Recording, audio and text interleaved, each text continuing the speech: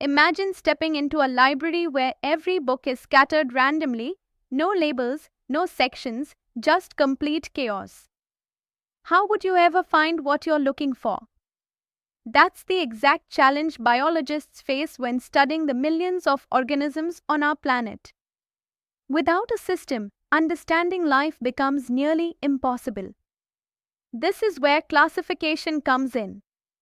Through classification, scientists organize living things into structured categories, making it easier to study, compare, and communicate about the vast diversity of life on Earth.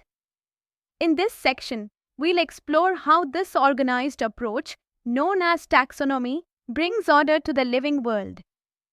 Think of biological classification like climbing a ladder, with each step being a rank or level. A taxonomic category is one of these ranks, used to arrange organisms based on their similarities and differences. At the base of the ladder lies species, the most specific group. As we move upward through genus, family, order, class, phylum, and kingdom, each step includes a larger variety of organisms, but with fewer common features. This hierarchy helps scientists make sense of life's complexity, grouping living beings in a structured, logical manner. At the foundation of taxonomy lies the species, the most precise category.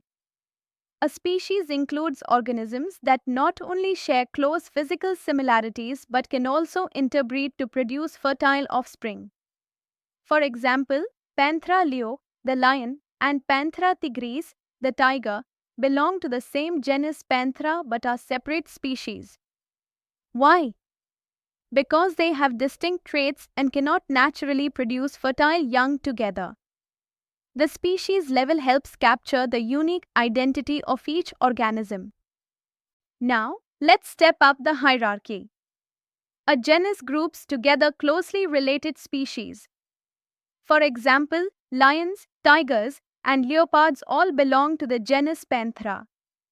One level higher is the family, like Felidae, which includes both Panthera and Felis, the genus of domestic cats.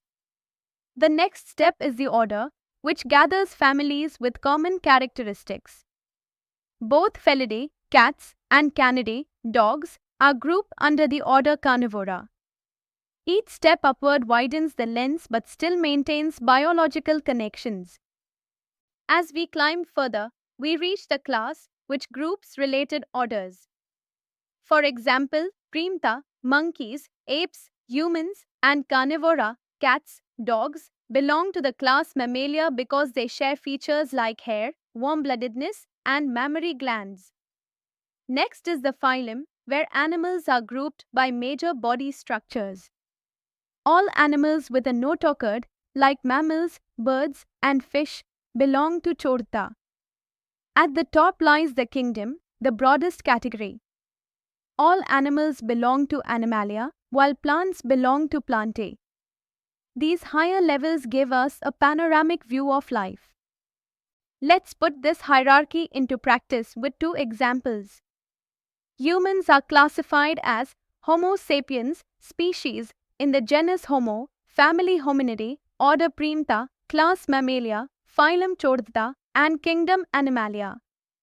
Now, consider the mango tree, Mangifera indica. It belongs to the genus Mangifera, family Anacardiaceae, order Sapindaes, class Dicotyledone, phylum Angiospermae, and kingdom Plantae. These categories don't just organize life, they reveal relationships, support research, and form the very foundation of modern biology.